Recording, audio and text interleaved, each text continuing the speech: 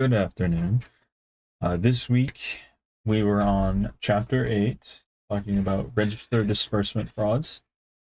So for this assignment, I'm giving an example of committing one of these frauds, specifically fraudulent or fictitious reimbursement or fictitious refund.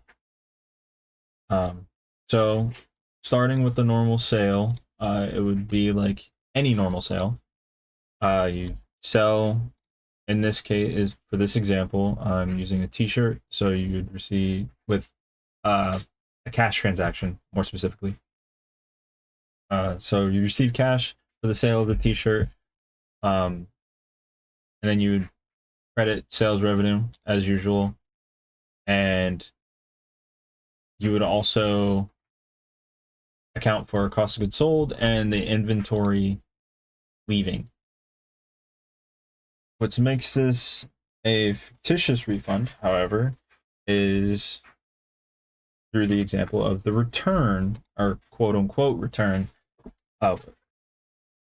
What makes it fictitious is that the customer is actually not returning the item.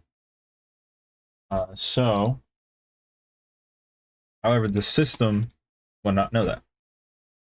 So with this, for my example, after I already did the sale of the T-shirt, I would then refund it, and since it was a cash transaction, the journal entry would be through debiting sales returns and allowances, and then taking cash out and receiving the cash, which usually would go to the customer, but with this case, I would be taking the cash and pocketing that money.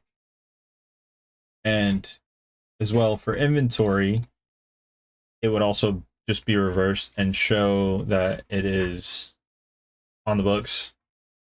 However, it is not. So the inventory would then become overstated and show that there is more inventory than what there actually is.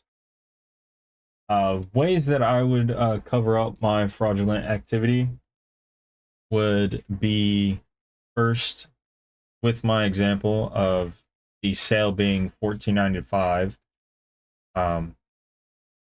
I would do small disbursements. So if there was a limit of $15 for review, I would stay underneath that limit, so that way I would not need manager approval for the refund, and I could do this myself. As well as for cases of inventory, I would choose to work at a larger department store, so that way the reimbursements would be not only on one specific type of inventory, it would be spaced out and spread out between multiple different types of goods and products, so that way it wasn't the books weren't showing, or the inventory itself, the books would show that the inventory is fine, even though that it's actually not.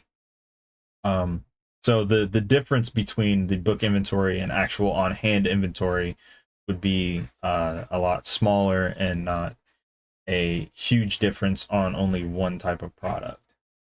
And that is my example of a fictitious refund and how I would cover that activity up.